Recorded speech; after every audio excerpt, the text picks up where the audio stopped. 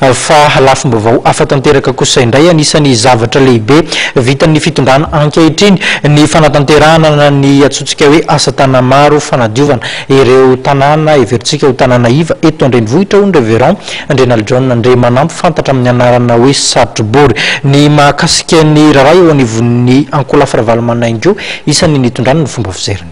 Anisany mitaizan'ny vahoaka ny faritra iva iray Véron Andrenal John André manampy izay filohany antoko AMF 3FM.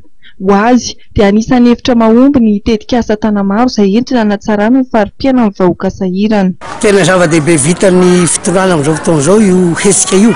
Misy moa avy hatrany dia milaza hoe ango dia politika io.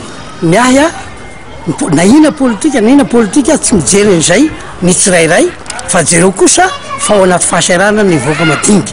Ary satria mpitaritolo ny voaka madinika aho dia maneho fisaorana any filoham-pirenena amin'izao fotoana izao sy mpikarakara hatrany amin'ny PDS fa satria mba misitrany ahy mba misy kely ho an'ny tokantrano satria tena sirana voaka nefa eto indray dia misarika ny vahoaka izay aty amin'ny faritra iva diovina satria any amin'ny toerana hafa ohatra mbo manarina dia mba avoavo ny toerana fa aty amin'ny faritra iva dia kanal no robohana maraina atahorana ny tazo.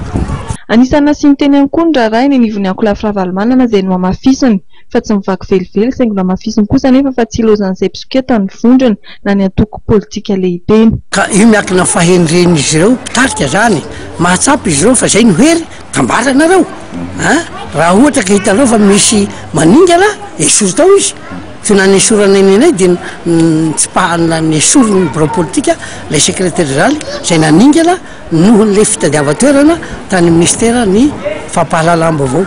Manoloana ny fikarakarana fifidianana kosa dia nanambara ny Révérend Andrenal John André manampy izay fantatra amin'ny anarana hoe Satrobory fa tsy tokony asiana fanavakavahana ara-piaviana na ara-poko ny fitantanana ny tanàna Antananarivo na ihany koa ny olona izay mikasa ny latsaka ho ben'ny tanàna eto Andrenivohitra.